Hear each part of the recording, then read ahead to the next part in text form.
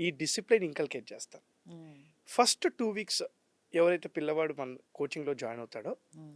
First 2 వీక్స్‌లో 2 విషయాలు జరుగుతాయి madam.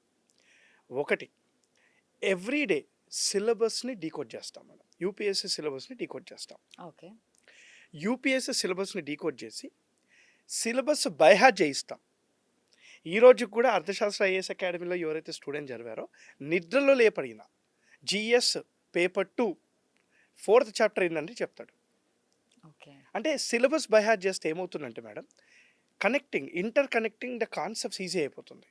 Paper 1 నుంచి పేపర్ 3 ఎలా కనెక్ట్ చేయాలి, పేపర్ 2 పేపర్ 4 ఎలా కనెక్ట్ చేయాలి, న్యూస్ పేపర్ చదివేటప్పుడు అచ్చా ఇది జిఎస్లో ఇంటర్నల్ సెక్యూరిటీలో ఉంటుంది కదా అని ఆలోచిస్తూ ఉంటాడు. హుహు.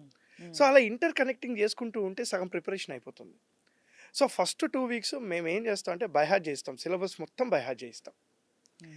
సిలబస్ బై హార్ట్ చేయించడంతో పాటు ఫస్ట్ 2 వీక్స్లో చీఫ్ గెస్ట్ లెక్చర్స్ పెడతాం మేడం. ఎవరితో గెస్ట్ లెక్చర్స్ పెడతామంటే బ్యూరోక్రాట్స్ని పట్టుకొస్తాం.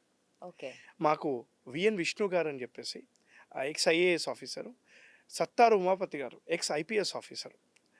Sattaru Umapathi garu is also a guest lecture in NPA, హుహు. National police academy. IPS select అవుతారు కదా, వాళ్ళకి గెస్ట్ లెక్చర్స్ కూడా ఇస్తూ ఉంటారు. సో, గెస్ట్ లెక్చర్ ఇచ్చిన తర్వాత పిల్లలకు అంటే ఎలా వాళ్ళకి యూజ్ అవుతుంది? హా, ఈ గెస్ట్ లెక్చర్స్ ఈ ఆబ్జెక్టివ్ ఏంటంటే మేడం, అసలు ఒక బ్యూరోక్రాట్ ఎలా ఆలోచిస్తాడు, హ్మ్. ఎలా ప్రవర్తిస్తాడు, ఆయన యాటిట్యూడ్ ఎలా ఉంటుంది, ఆయన థింకింగ్ ఎట్లా ఉంటుంది, అది వీళ్ళు నేర్చుకోవాలి. హుహుహు. ఒక బ్యూరోక్రాట్ ఒక సమస్య, ఒక ఇష్యూ వచ్చింది అంటే ఆ ఇష్యూని ఎలా చూస్తాడు, నేను ఎలా చూస్తున్నా అతను ఎలా చూస్తున్నాడు, అంటే అతనిలా నేను ఆలోచించాలి. ఇప్పుడు ఓకే. హ్మ్. అతనిలా నేను ఆలోచిస్తే యూపీఎస్సీ ఎగ్జామ్ అయిపోతుంది. బ్యూరోక్రాట్గా ఆలోచిస్తూ ఉన్నాం అనుకోండి, బ్యూరోక్రాట్ అయిపోయినట్టే.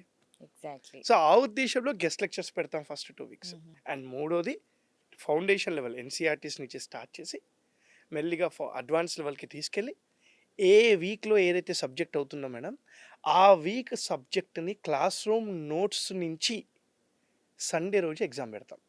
ఓకే. హ్మ్. మండే టు సాటర్డే ఏవైతే సబ్జెక్ట్ అవుతుందో ఆ క్లాస్ రూమ్ నోట్స్ మేము పీడిఎఫ్ తీసి మా కంటెంట్ రైటర్ పంపించి దాని నుంచే, ఆ టాపిక్స్ నుంచే సండే రోజు ఎగ్జామ్ పెడతాం, ప్రిలిమ్స్ మెయిన్స్.